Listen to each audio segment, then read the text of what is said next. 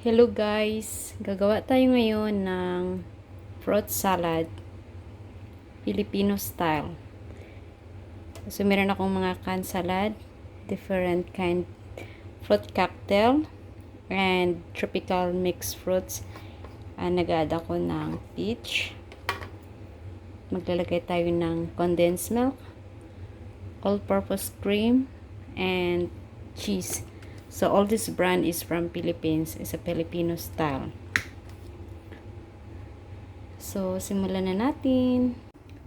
I-mix lang natin yung ating lahat ng mga ingredients. First,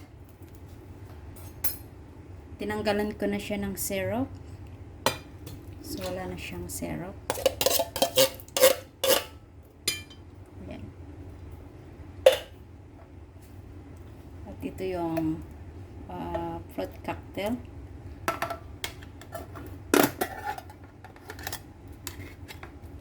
So, ganyan yun. Mix yung laman niya. Ito yung napaka-easy lang gawin na dessert.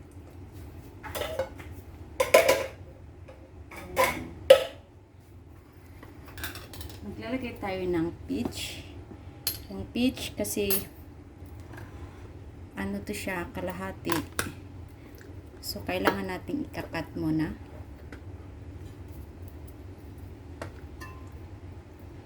So, ikakat natin yan para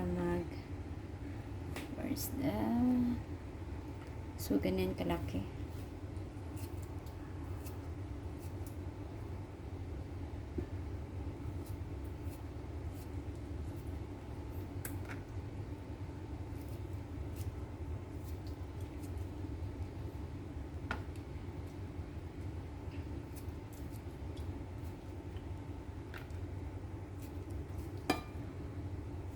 So, naglilinis ako ng aking kamay, ha?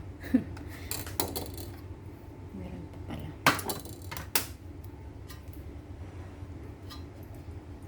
Malinis yung aking kamay.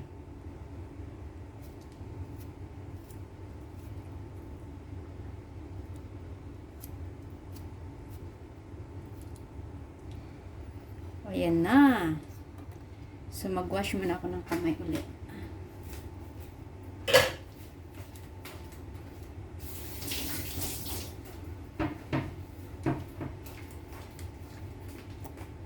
Then, maglalagay tayo ng cheese. Ito yung brand, ito yung gustong-gusto kong brand. Hidden cheese.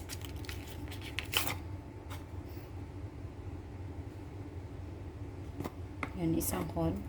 So, ito, ang gawin natin to, ikakat lang natin buong cheese. Ikakat natin to siya ng cubes. Masarap kasi yung fruit salad pag may cheese. Kasi matamis yung fruits dahil nasa can na siya, preserve na siya. Tapos lagyan natin ng cheese kasi yung cheese medyo salty siya. So, yun yung nagpapa-add ng kanyang lasa. I mean, yung flavor niya. Nagbibigay ng flavor. Sweet and little bit salty.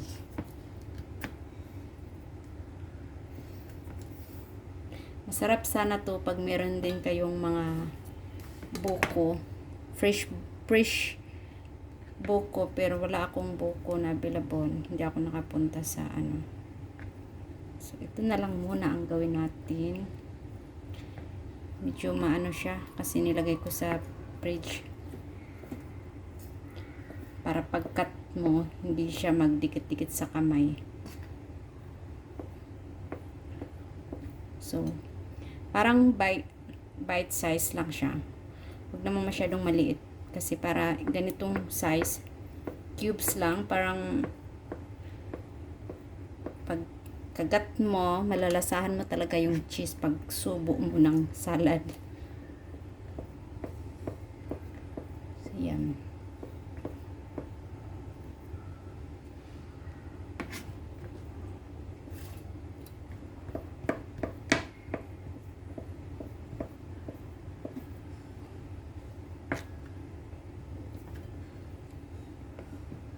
Asan pala yung aking camera?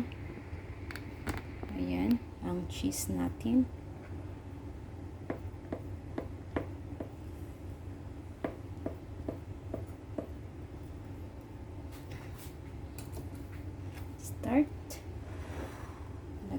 natin sa ating salad.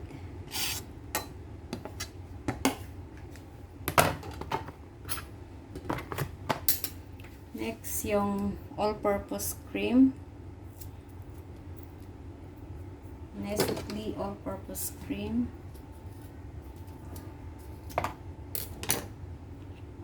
So, dalawa yung ginagamit ko.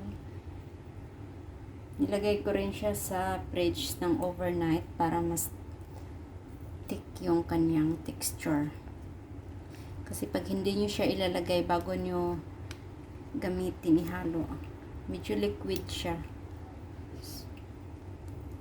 So, dapat ganyan ang ano niya. Ganito dapat ang texture niya.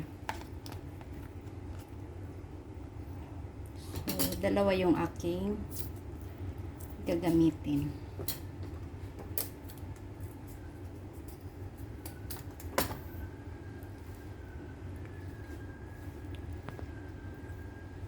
Ilang grams ba to siya? 300 grams.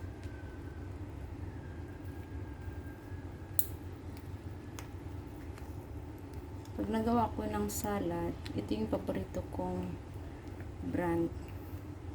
Ito kasi yung original na brand. Baga yung matagal na brand ba? Kilalang kilala na.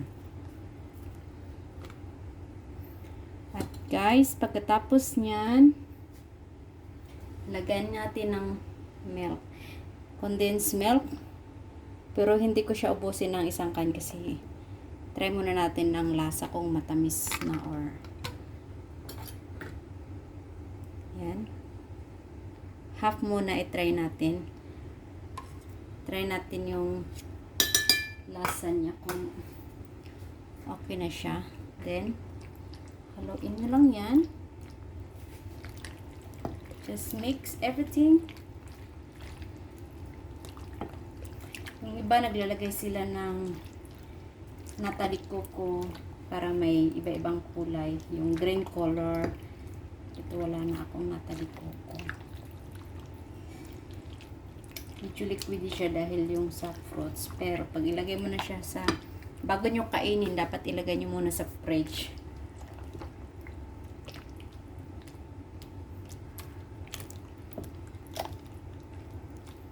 Mix nyo lang yan, everything. Bayin mo lang. Ganito lang ka, ibilis magawa ng fruit salad.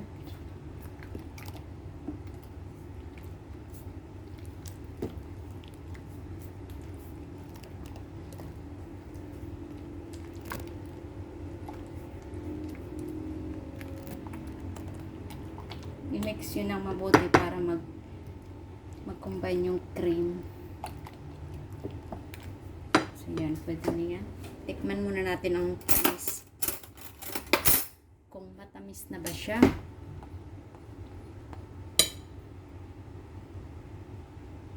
Magkuha tayo ng cheese at yung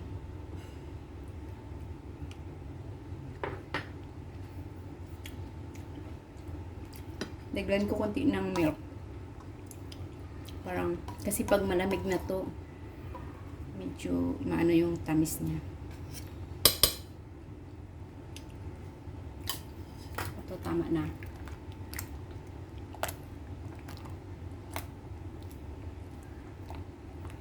Yan. Meron na tayong salad. Fruit salad.